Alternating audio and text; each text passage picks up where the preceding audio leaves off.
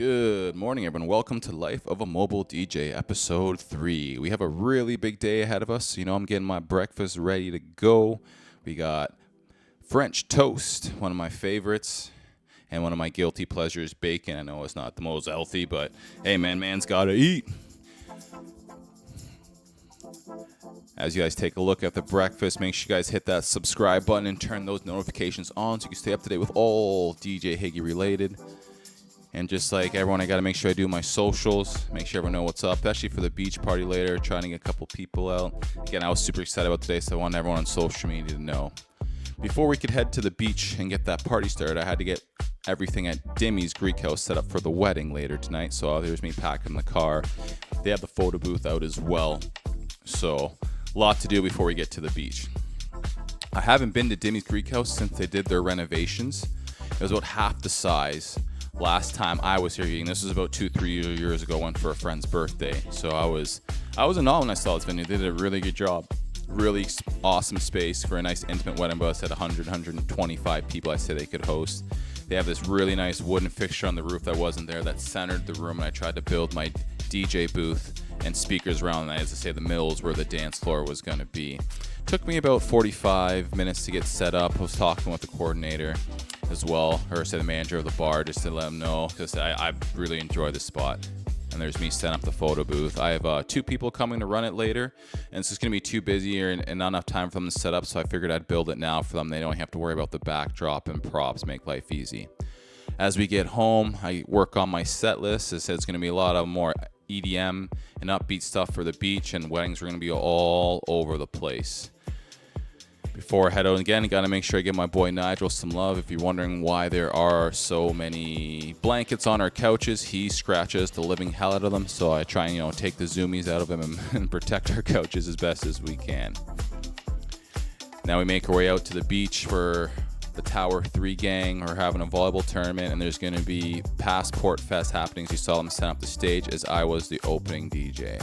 I wish I could have played in the actual Port Fest event with the main stage and everything, but I gotta work a wedding, so we made it work. I got in early, played for about 2.5 hours. It was good vibes. They had like 5 or 6 volleyball nets going up, so everyone was vibing while they were playing, giving shout outs on the mic.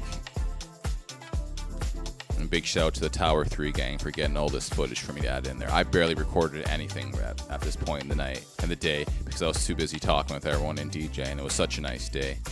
Jump back in the whip now as we head back to London.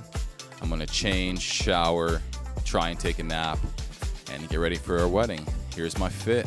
One of my favorite suits, rocking the double chain, saying what up, and we do a 360 blowout. I'm going to make my way back into Dimmy's now as cocktail hour just finished, and I'm getting ready to do my dinner reception playlist, start DJing from then. It was really nice how they had the bar right in front of me, which kept everything nice and close for me and kept the energy going throughout the whole day and night. I always like that. I always hate when they put the bar super far away and it kind of separates the crowd. Big shout out to Damien and Dylan for running the photo booth. So you see them pumping up some props. We move into their first dance for Connor and Simon. Simon was an ex-Western football player, so we had a lot in common as I played basketball there, and football players know how to party, as you can see him lifting them up to a Creed song. I think it was Higher by Creed. Always does that, which is one of my favorites. Gotta pick up the groom to hire. This wedding was all over the place music-wise. I said we had Creed, we had obviously Mr. Brightside, Blink-182, we went to some 90s, 2000s hip-hop, Get Low, Little John, all that fun stuff.